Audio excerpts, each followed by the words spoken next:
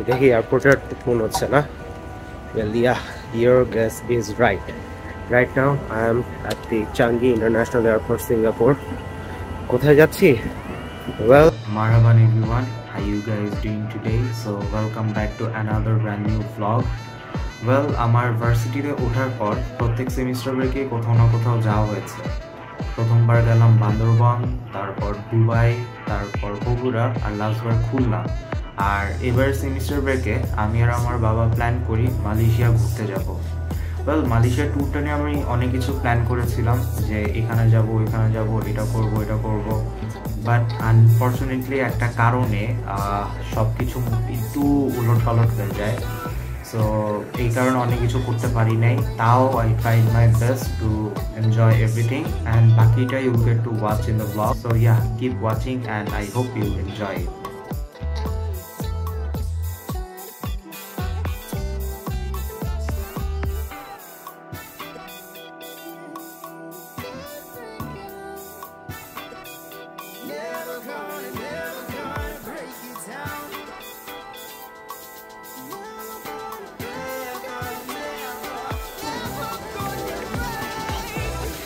আর সিঙ্গাপুরে আসার কারণ হচ্ছে সিঙ্গাপুরে আমাদের ট্রানজিট, সিঙ্গাপুর এয়ারলাইন্সে ট্রাভেল করার জন্য এখানে ট্রানজিট আছে। আপাতত সকালে নাস্তা করতেছি, নাস্তা করে অ্যারাউন্ড হয়তো 9:30টার দিকে আমাদের নেক্সট ফ্লাইট কুয়ালালামপুর।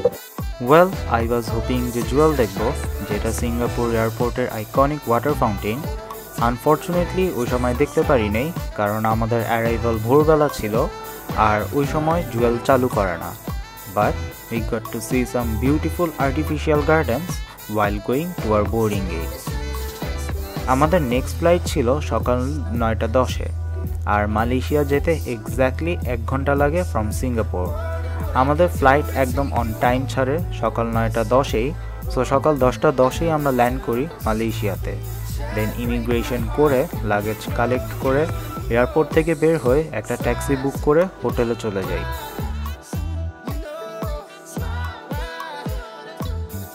আমরা ছিলাম কুয়ালালামপুরের জালান সুলতান ইসমাইলে। ওয়েল, আমার নামেই এই এরিয়া। হাউএভার আমরা কনকর্ড হোটেল কুয়ালালামপুরে ছিলাম and it was amazing.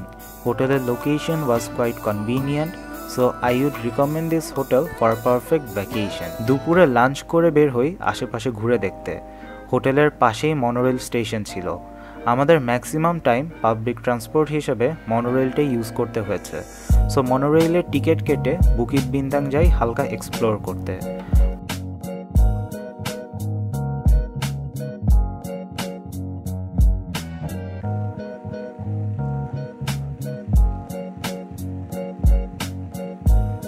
Bukit বিন্তাং is like the time square of Malaysia. এই জায়গার রিয়েল বিউটি বোঝা যায় রাতের বেলা। বুকিত বিন্তাংয়ে অনেক শপিং মল আছে and pavilion is one of them. এখানে আছে সব ব্র্যান্ডেড শপিং আউটলেটস। আর বুকিত বিন্তাংয়ের পাশেই আছে a huge place for street food, যেটার নাম হলো জালান আলোর। সন্ধ্যার পর থেকে এই জায়গা জাঁকজমক হয়। এখান থেকে আমি একটা ম্যাঙ্গো জুস কিনি, which was really tasty and the price was only 10 ringgit, মানে 250 টাকা। সো এগুলা দেখে হোটেলে ব্যাক করি। আর কোথাও যাওয়া হয় নাই সেদিন and we ended the day.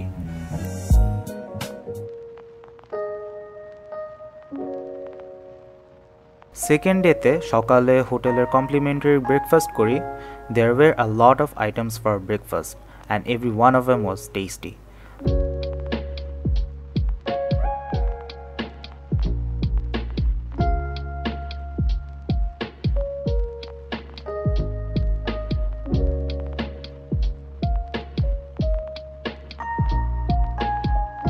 তার আগের দিন রাতে আমরা এই হোন্ডা সিটি গাড়িটা রেন্ট নেই। এই গাড়ি দিয়েই আমাদের পেনাং আর অন্যান্য জায়গায় ঘুরতে যাওয়ার কথা ছিল। সো দুপুরে লাঞ্চ করতে বের হই আর বিকালের দিকে we went to an indoor theme park at the Berjaya Time Square. সেখানে গিয়ে we got into some exciting and fun rides. By the way, আমার ভার্টিগো থাকায় এই রাইডটায় চড়ে I got very sick. I didn't realise যে এই অবস্থা হবে। ফার্স্ট রাইড এইটাই ছিল, সো অন্য কোনোটা তেমন এনজয় করতে পারি নাই।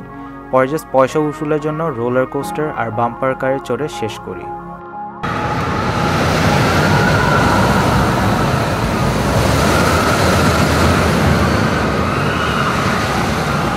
Lastly, we saw this first ever waterless aquarium.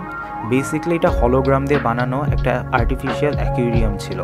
প্রথম দেখায় বোঝা যাচ্ছিল না, একটু খেয়াল করে দেখার পর বুঝছি why they called it waterless aquarium.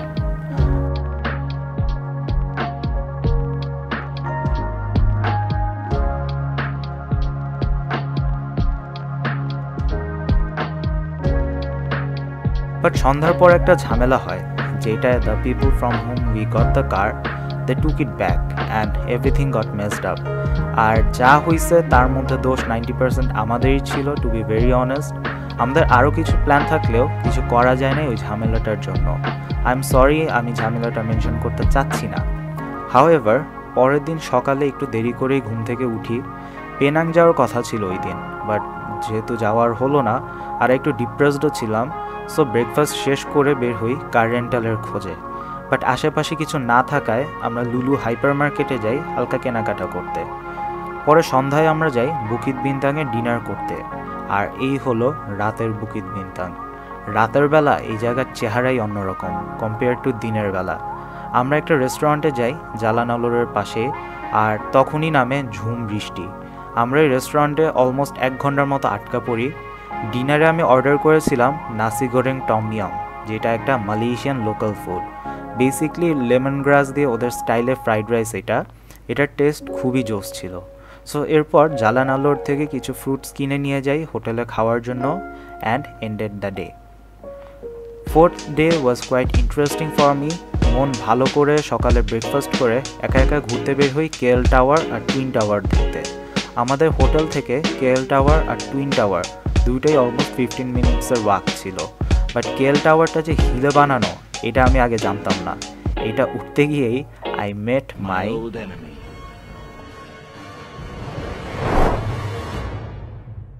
stairs.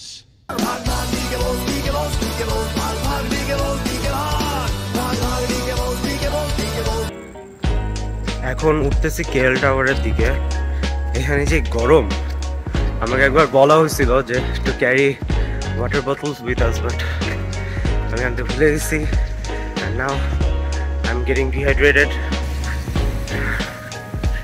যাই না কই পাবো। অবশেষে কেএল টাওয়ারের এন্ট্রান্সে যাই। ইউটিউবে এই জায়গাটা আসার আগে অনেক দেখা হয়েছিল, and finally I got here. This is the KL tower. যে গরমের অবস্থা খারাপ। গত কয়েকদিন 2 দিন ধরে প্রচুর বৃষ্টি হয়েছে, বাট আজকে আবার কড়কড়া রোদ, সো প্রচণ্ড গরম পড়ছে।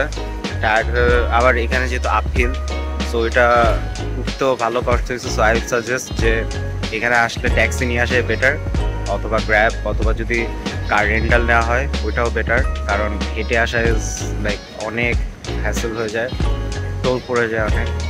আপাতত ম্যাঙ্গো জুস খাচ্ছি অ্যান্ড ওয়ার্ল্ডস টলেস্ট বিল্ডিংয়ের দিকে তাকায় আছে। ওইটা এখানে কারেন্টলি ওয়ার্ল্ডস টলেস্ট বিল্ডিং, এর মালয়েশিয়াতে আছে, আবার সৌদিরাও বলে এটা বানাচ্ছে।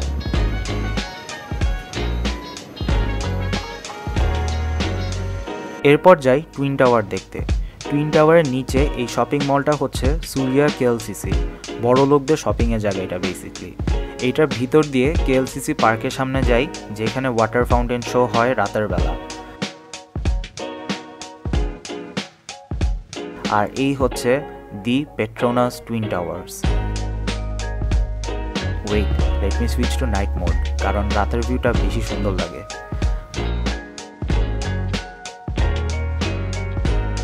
বাট বেশি রাত হয়ে গেছে, তাই ওয়াটার শোটা মিস হয়ে গেছে।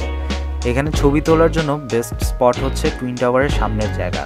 সেখানে অনেক ফটোগ্রাফাররা দাঁড়ায় থাকে, so if you want then ওদেরকে দিয়ে পিক তুলাতে পারেন, but that will cost you a bit.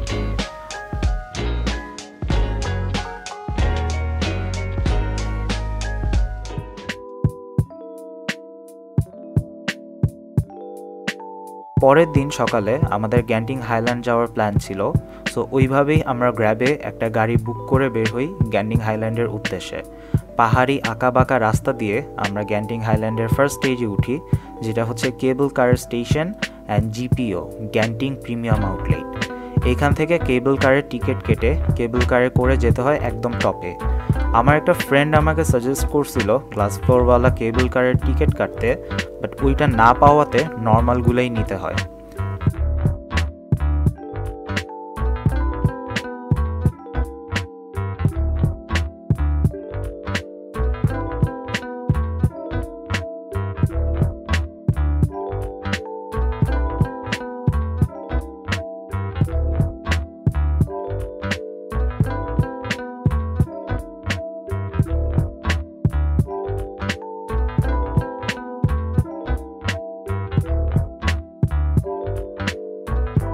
এই হচ্ছে গ্যান্টিং হাইল্যান্ডের একদম টপ, আর ওই কালারফুল বিল্ডিংটা হচ্ছে resorts world Genting hotel. Genting হাইল্যান্ডে আছে casino, cineplex, indoor and outdoor theme park and many shopping outlets. Outdoor theme পার্কের টিকিটের অনেক দাম দেখে আর ইনডোর থিম পার্ক দুপুরে ওপেন হবে দেখে আমরা হালকা ঘোরাঘুরি করে আবার ব্যাক করি জিপিওতে।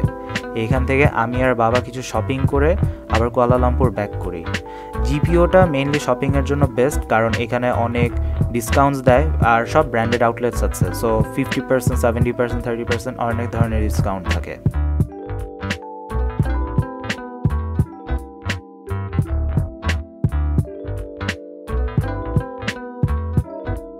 রাতের বেলা যাই ওয়াটার শো দেখতে, তার আগের দিন যেহেতু দেখতে পারি নাই তাই আজকে যাই। এটা খুবই সুন্দর ছিল, rhythm and music everything was perfect. একদম দুবাইয়ের পাম জুমেরায়ের ওয়াটার শো এর মতো লেগেছে আমার কাছে।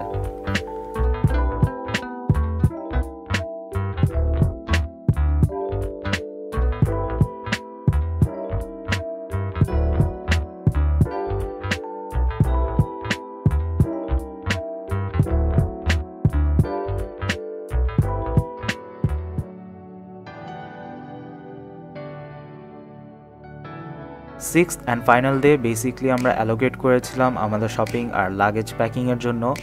নিজের আর ফ্যামিলির জন্য শপিং করে রাতে সব প্যাক করি, আর 20 তারিখে আমরা আবার দেশে ব্যাক করি। Well, that was the view from our hotel room.